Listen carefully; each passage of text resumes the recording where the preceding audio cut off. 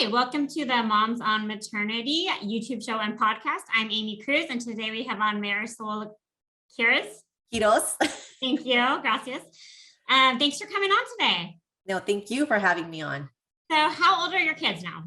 So Kayliana, we'll call her Kaylee for short. She's 8, soon to be 9 in July.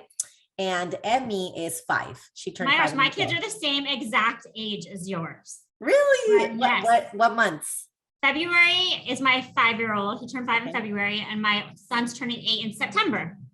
Oh my God. So in the 2 months from each other. Yeah. Yeah, that's cool. So, and it's funny because so our babies were born in 2017, which is when so much of this growth and change happens, right? Mm-hmm. Yep. So when you had your second, did you take a pivot from your kind of career into a new space? Oh my God. Yeah. It was actually funny. I'm so glad you asked that. It was becoming pregnant and then being now 30 years old, which is still young, but you know, it is what it is. My body didn't bounce back the same as when I had Kaylee, my first one. And so I was never really a believer of supplements, to be honest with you. I was that girl was like, no, just, work out, eat healthy, wholesome. That's the easiest way to do it. However, I did find myself kind of seeking for that quick fix. And so it led me to trying this supplement that was for weight loss in a sense. And I tried it and it worked. So I was pretty excited. It was a coffee. And I was never a coffee drinker. So, but it worked for me. And now that I look back, I really do believe that it was meant to be, right? Like if you believe in a higher source and this divine power of things, I realized that God sort of put that in my path that catapulted me into a whole different direction in life. So I tried the supplement, it worked, got excited. My friend who told me about it was like, well, you can make income from this, your typical line, right, of network marketing. And I'm like, really? Super naive. Okay. I had to Google what MLM stood for. So had no idea that this industry existed out there. All I knew was that there was something called Mary Kay and Avon and Herbalife, and that was it. Yeah. So I was actually Amway kid, so I know all about it. Okay. Yeah. I didn't know anything. I was like super sheltered, I guess you could say. I don't know. But anyway, so I stepped into it excited, very, very genuinely excited because I'm like, oh my God, my pants fit. I'm losing weight. Yay. And I posted it on Snapchat. That was the only social media platform I was really active on back then. I wasn't so much on Facebook or Instagram, which is so hilarious because I'm like, I'm not even active on Snapchat now. And people started asking me like, what is that? What is that? What is that? And I'm like, oh, maybe I can make money in this thing. People are just asking me. So I stepped into the opportunity, not knowing anything. And I made, 4 figures in the first month. That's when I was like, whoa, like there's something to this. That's cool. And I know, right? Kind of like ignorance on fire, no joke. And, but just to cut it short, that journey helped me discover things about myself that I didn't know existed within me. And it was really leadership. I love leadership. I love being able to like guide others and help others because I am able to grasp things on very quickly. Learn that about myself too. Like you could show me things and I get the bigger picture. And not just in network marketing, in regular 9-to-5 type of jobs. Every job that I've been to, I've been able to like catch on to the process to, how things work.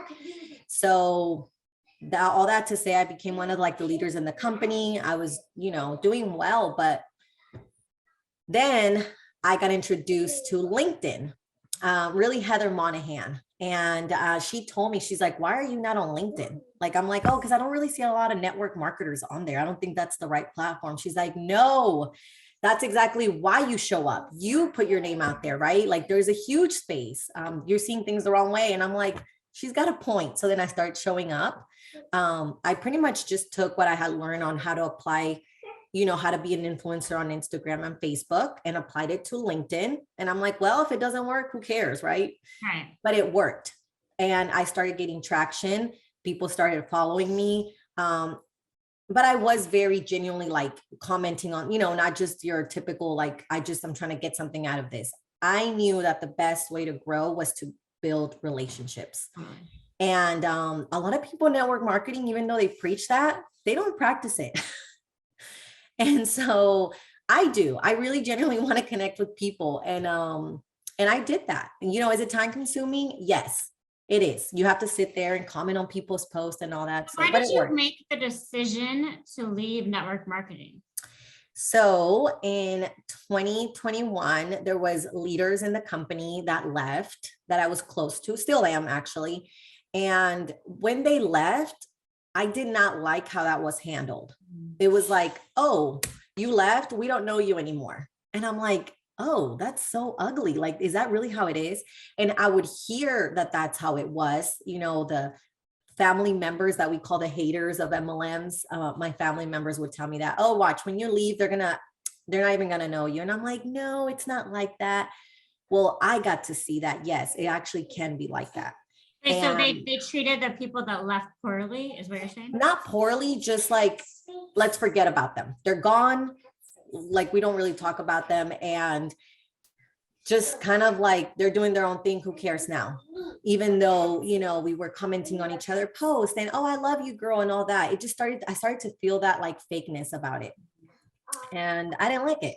Yeah. And so I also had this idea of building my own company. So Catalyst Seed started. I was reading a devotional. So when did you start that?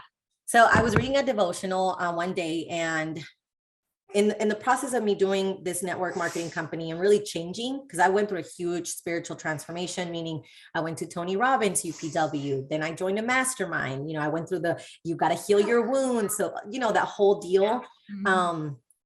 And it really did change me, not gonna lie. I'm a very different person. And so I was reading this devotional one night, and it talked about being the catalyst in your family lineage and how sometimes God gives you that, like, I guess you could say that's your purpose.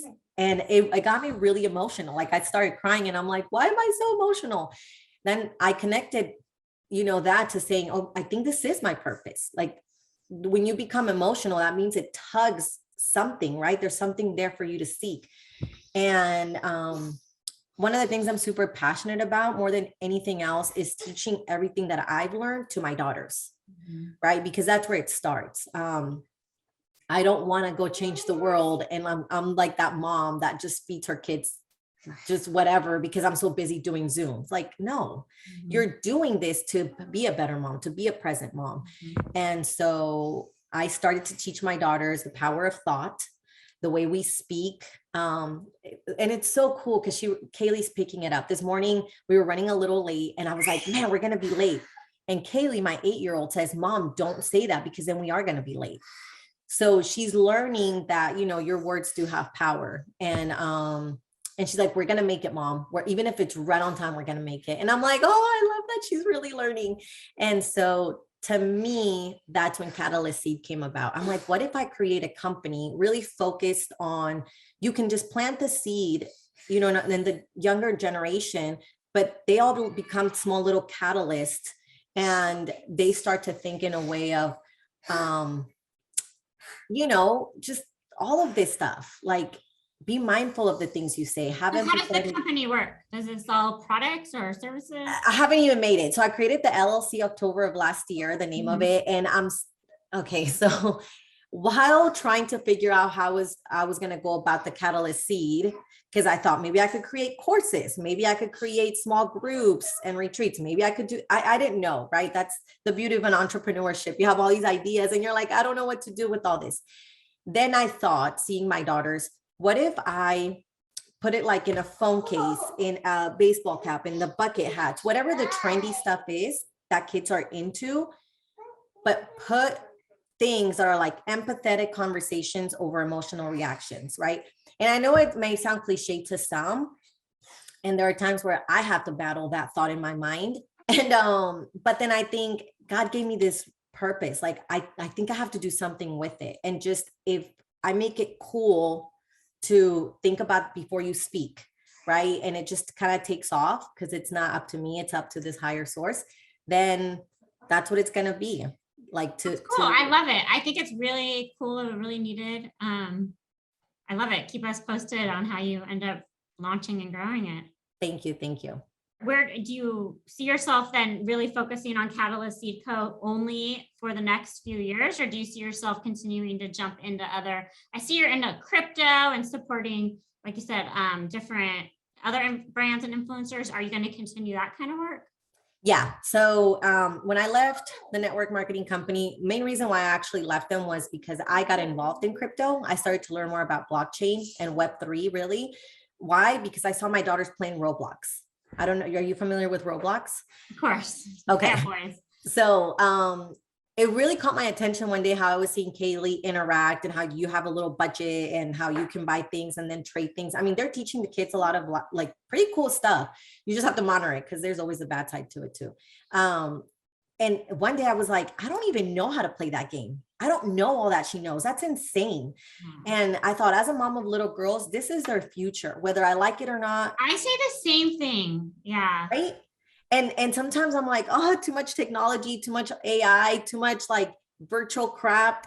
So, because I love nature too. So I am very intentional with going out and taking a walk. I will collect rocks and the girls have to come back and paint the rocks. I still want them to have that in the midst of so much technology in their life, but I can't be in denial. It is what they're going to grow up in. And so I made the decision to learn more about Web3 and blockchain really. That's when I was like, whoa, there is so much to learn. And it kind of led me into this rabbit hole. And I got into crypto and just how you can make money in the crypto space. And so that's where I'm really focused right now. And I believe, and I have this feeling, it's the money that I'm going to make from this, right? What I'm doing, that's going to help me with the Catalyst Seed Co. I think that's so beautiful. Do you like a certain coin? No, it's just understanding the bigger picture. So just Bitcoin really to be safe or what? I mean, oh my gosh, no, there's so much more to it. I mean, Bitcoin is kind of like what everybody knows, but yeah, there's a lot. That could be a whole nother 1 hour. But are you buying and selling coins, or are you doing more hash like broker? What is it? The trading? The trading or the like being the middleman, making the money from what is it called? So I'm doing different things. So there's platforms where you can invest and you're compounding daily, literally, or weekly. Some of them are called arbitrage platforms. Some are hedge funds registered in the US. Some are called yield farming, where it's really just like, the rotation of money. People invest, you get returns, people invest. So there's different platforms where you can make money, but there is definitely opportunity to make a lot of money when you understand how to download a wallet, how to swap coins, how to fund these, understanding, take out your initial capital, work with house money. There's a lot of psychology that goes behind it. Yeah. So I stepped into it. And again, I picked it up really fast. I mean, it's very similar to the stock market. Yeah, literally. Right? Yeah. If you can understand that concept, now you're just taking it into a new currency, which is digital currency. So I started to do it. I was posting about it, right? Being an influencer mindset, really. And girls started to message me on Facebook or Instagram. Marisol, what are you into? I keep seeing you post about, crypto and that you're making money. Like, how are you making money? Because I feel like everything's a scam. So I saw a need, created a Facebook group called Blooming Blockchain Beauties. And I'm just educating them what I'm learning. Does Roblox have a coin that they like? And that they use in the game? No, it's just more games. Yeah, more games for young kids. And so I'm just like, hey, this is what I invested in. These are my results. This is how I did it. And then people are investing. So I want to talk a little bit about your generational kind of purpose. Like this, you got really emotional about, I think you said something about kind of your family or your generation. Is it from being a Latina or? It is. So, I mean, being Latina, you don't realize it, but it's sometimes we grow up very limited. And well, I think just in general, not Latina, anybody. But especially if you grow in a small town, which I was born in Mexico in a very small town. Yeah. So, it was your typical mindset, work hard to earn your money, save up, but we know that doesn't really work. Right? Wait, so where were you born? What part of Mexico? Have you ever heard of a cheese called cotija? No, is it west, central, east? Okay, so it's the middle of Mexico, a little bit more south. Wow. Okay. This is fascinating. So like, keep going. You're like, so you're, the culture and you work hard, you save, but then you're like, but it doesn't really work that way. So yeah, No. keep going. You know, stepping into Tony Robbins and Zig Ziglar and Jim Rohn and Robert, it's like, no, you are your own value. You build up your skill set, then invest, right? Like, don't just work hard and save your money, and don't just put it in a 401k, and going to college, getting into debt, trying to find a job doesn't really work anymore to be wealthy, right? To be financially free. So, and you know that when you step into the whole world of personal development, and you have guys in your brain like Jim Rohn and Zig Ziglar and all those guys, it's like, okay, no, that's not the way to do it. And yeah, and so for me, I understood that the power of my thoughts matter, that I do have to break limiting beliefs and build up myself to feel worthy of, hey, I can make $1 million, and that shouldn't sound scary or uncomfortable. Mhm. And it's a process also of and if you tell family members, so you're like, you'll never make $1 million, you almost have to fight that negative energy, but they're not trying to be mean, they just don't believe. And it is not easy. You have to be persistent, right? And just keep believing. Yeah, and read the books, and you do have to invest in yourself. Mm-hmm. You're not going to get to it if you don't invest. And surround yourself with people that are making that money. And even though at first you're like, you fight that feeling of unworthiness, because you're like, who am I to be sitting in a table where people are making 7 figures? Mm-hmm. So I am big on reading also the Bible, really scripture, right? Mm-hmm. Understanding, truly like believing the truth. And it's like, well, no, I can. I'm actually reading this book right now, Beyond Blessed. Can you see it? By Robert Morris? No, you can't. I see his face. There it goes. It went. That's cool. Thanks for holding it up. Yeah. And he talks a lot about God's perfect plan to overcome all financial stress, like becoming a good steward of what you have, because that's when you're going to be blessed and be given more. So understanding all of that concept. And I grew up in a Catholic church. So it was very, you do this, you do this, you do this, but you don't know why you're doing it. You just know you have to. And they don't, for me, and I love my parents, I know they didn't do it on purpose. They just didn't teach us how to build that relationship with God to then build yourself up and have that confidence within. So when I started the network marketing company, I felt this tug on my heart that I needed to learn more about that. I was baptized, I did the first communion, all that, but I didn't really get why you do all that. Just knew you had to. And I started going to a Christian non-denominational church and really understanding scripture, the stories, how it applies to my life, how do I show up differently in life now? And that's really becoming the catalyst in my family. Amazing. Yeah. So what's your one best piece of advice for ambitious women, moms, really anyone? The best advice is turn down the noise, the outside noise, and really turn up that inner guidance voice. Because the moment I really started cultivating that, Wayne Dyer is like the guy. I love Wayne Dyer, and I like Abraham Hicks, the woman who does his. Yeah. I tune into Abraham Hicks, Gabby Bernstein, Wayne Dyer, which really Gabby Bernstein and Wayne Dyer are sort of like students of Abraham Hicks. And when I really tuned into that and I really started to understand that concept, it's like they say it's magic, but it's not. But it's like opportunities just start to flow to you because you're finally in the right flow and right mindset. And you don't have scarcity mindset. You just know that what's yours is already yours, and you start to cultivate that belief. That's cool. Love it. You've said some really powerful things on here. I mean, 2 things that really stuck out to me was this idea of when something emotionally tugs at you, like you probably should pursue that in some way, shape, or form. And just all the mindset and really amazing resources you've provided today on the call. How can people follow you, get in touch with you? Facebook, Instagram, LinkedIn, just search for my name. It's the same in all the platforms. So that's pretty much it. Awesome. Thank you. Thank you.